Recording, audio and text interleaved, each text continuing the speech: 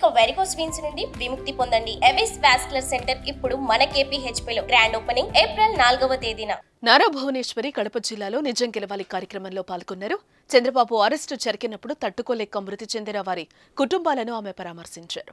ఈ సందర్భంగా భువనేశ్వరి మాట్లాడుతూ రాష్ట్రంలో భూమాఫియా, మద్యం, ఇసుక మాఫియాల ఆగడాలు పెరిగిపోయాయని అన్నారు. అవ్వాతాతలకు అందించే పింఛన్ విషయంలో జగన్మోహన్ రెడ్డి ప్రభుత్వం నిర్లక్ష్యం వహిస్తోందని అన్నారు. కొంతమంది వడదెబ్బ తగిలి మరణించారని ఆవేదన వ్యక్తం చేశారు ఆమె. రానున్న రోజుల్లో ఏపీకి ముఖ్యమంత్రిగా మళ్లీ చంద్రబాబు రావాల్సిన అవసరం ఎంతైనా ఉందని ప్రజలు గమనించారని భువనేశ్వరి పిలుపునిచ్చారు.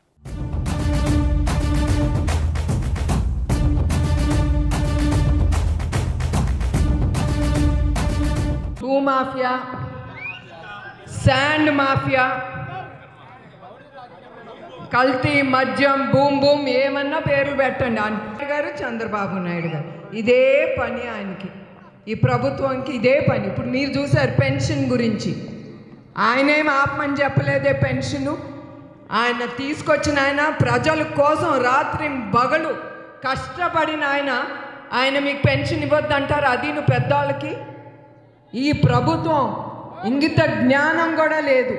పెద్దవాళ్ళని మంచాలే వేసుకుని ఏదో వాళ్ళని ఊరేగింపులో తీసుకెళ్తున్నట్టు తీసుకెళ్ళటం, పెన్షన్లు అనే మాట చెప్పటం, తర్వాత వాళ్ళ ఎండ తట్టుకోకుండా పెద్దవాళ్ళని కూడా బుద్ధి జ్ఞానం లేకుండా వాళ్ళని అట్లా తీసుకెళ్ళటం ఎండలో, వాళ్ళ ఎండలు తట్టుకోకుండా కొంతమంది మృతి చెందటం.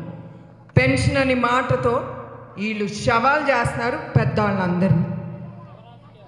అందుకే మీరందరూ ప్రతి ఒక్కడు ఇది మనం ఆలోచించాలి. మన రాష్ట్రం గురించి, మన భవిష్యత్తు గురించి మీరందరూ ఆలోచించాలి.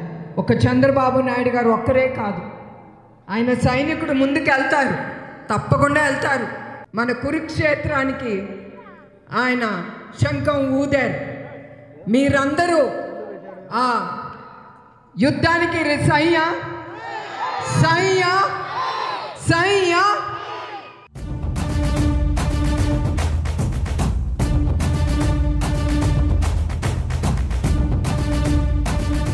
సుమన్ టీవీలో మీ పర్సనల్ అండ్ బిజినెస్ ప్రమోషన్స్ కోసం కింది నెంబర్కి కాంటాక్ట్ చేయండి.